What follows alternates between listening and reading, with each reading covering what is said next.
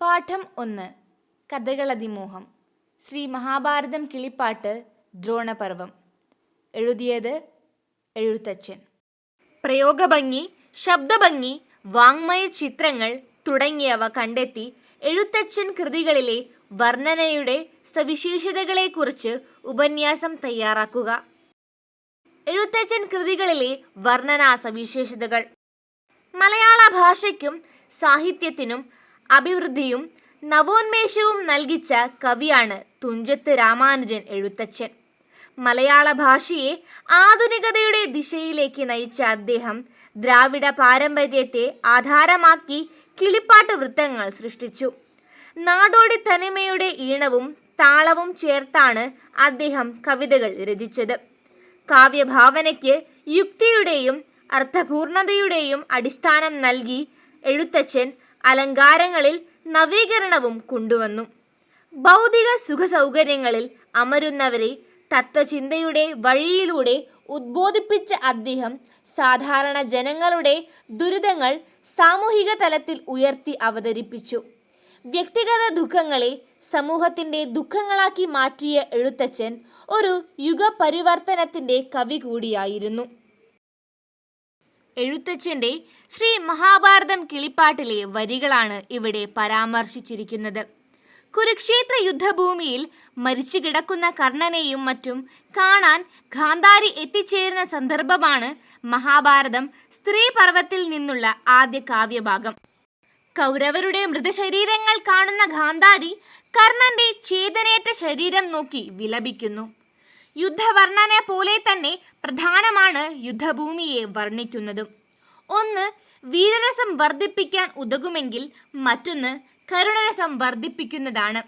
മനുഷ്യഭാവങ്ങളും ജീവിതാവസ്ഥയും ഉചിതമായ ഭാവത്തോടെ അവതരിപ്പിക്കുക എന്നത് എഴുത്തച്ഛൻ്റെ കാവ്യരീതിയാണ്.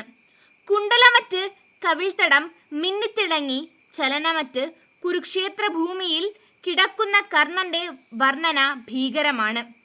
അംഗങ്ങൾ ഓരോന്നും ചിതറിയും ശരീരഭാഗങ്ങൾ നായും നരികളും കടിച്ചു വലിക്കുന്ന ദാരുണമായ രംഗം യുദ്ധത്തിൻ്റെ ഭീകരത വ്യക്തമാക്കുന്നു. ആ വീരയോദ്ധാവിൻ്റെ സവിശേഷതകളും വേർപാട് സൃഷ്ടിച്ച വേദനയും അതേ തീവ്രതയോടെ ഉൾക്കൊള്ളാൻ തക്കവിധമുള്ള പദപ്രയോഗങ്ങളുടെ തിരഞ്ഞെടുപ്പും അവതരണ രീതിയും എഴുത്തച്ഛൻ്റെ കാവ്യ സവിശേഷതയാണ്. യുദ്ധരംഗം വർണ്ണിക്കുമ്പോൾ എഴുത്തച്ഛൻ്റെ ഭാഷ ചടുലവും ദ്രുതാത്മകവുമാണ്. വായനക്കാരുടെ കാഴ്ചയിലേക്ക് നേരിട്ട് യുദ്ധപ്രതീതി ഉണ്ടാകും വിധം വർണ്ണിക്കാൻ എഴുത്തച്ഛന് കഴിയുന്നുണ്ട്. ദ്രോണപർവത്തിലെ ഭഗദത്തൻ്റെ മരണം അതിനുള്ള ഉദാഹരണമാണ്. വീരപരാക്രമശാലിയായ ഭഗദത്തൻ കൗരവപക്ഷത്തെ ഏറ്റവും വലിയ ശക്തിയായിരുന്നു. യുദ്ധദിവസം ഘോരമായി തന്നെ പാണ്ഡവപ്പടയെ കൊന്നൊടുക്കാൻ ഭഗദത്തന് കഴിഞ്ഞു. ഭഗദത്തനോടൊപ്പം അവൻ്റെ ആനയും സംഹാരരുദ്രനായി യുദ്ധക്കളത്തിൽ നിറഞ്ഞാടിയെന്ന് എഴുത്തച്ഛൻ വർണ്ണിക്കുന്നുണ്ട്. ആനയും മസ്തകവും ആനപ്പുറത്തിരിക്കുന്ന ഭഗദത്തൻ്റെ അമ്പും വില്ലും അയാളുടെ തലയും ആനയുടെ വാലും കൂടി ഭേദിച്ച് അർജുനന്റെ അസ്ത്രം പാഞ്ഞുപോയി എന്നാണ് എഴുത്തച്ഛൻ വ്യക്തമാക്കുന്നത്. വായനക്കാരുടെ അത്ഭുതത്തെ പരകോടിയിലെത്തിക്കുന്ന ആ വാഗ്വൈഭവം അധികമൊന്നും വർണ്ണിക്കാതെ കോലാഹലത്തോടു പോയതു ബാണവും എന്ന വാക്കുകളിൽ പ്രതിഫലിക്കുന്നു. വില്ലാളി വീരനായ അർജുനന്റെ യുദ്ധപരാക്രമത്തിന്റെ തീവ്രതയും ഇവിടെ വായനക്കാരുടെ മനസ്സിൽ പതിയുന്നു.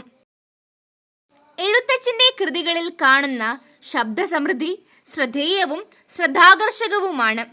ആദ്യാക്ഷരപ്രാസം, ദ്വിതീയാക്ഷരപ്രാസം, അക്ഷരങ്ങളുടെ ആവർത്തനം തുടങ്ങിയവ അദ്ദേഹത്തിൻ്റെ കവിതകൾക്ക് ലളിതവും മധുരവുമായ താളഭംഗിയും കാവ്യാനുഭവവും നൽകുന്നു.